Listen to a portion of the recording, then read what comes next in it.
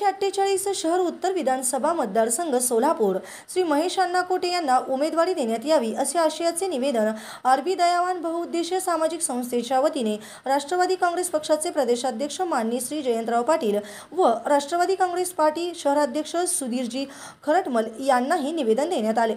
आगामी होणाऱ्या विधानसभा निवडणुकीमध्ये सोलापूर शहर विधानसभा मतदारसंघ हा राष्ट्रवादी काँग्रेस पक्षाकडे आहे।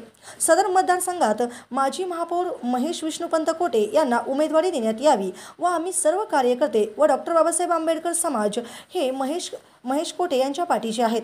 श्री महेश कोटे यांच्या उमेदवारीचा विचार करून उमेदवारी जाहीर करण्यात यावे असे निवेदन जयंतराव पाटील व सुधीरजी खरटमल यांना आरबी दयावान बहुउद्देशीय सामाजिक संस्थेच्या वतीने देण्यात आले।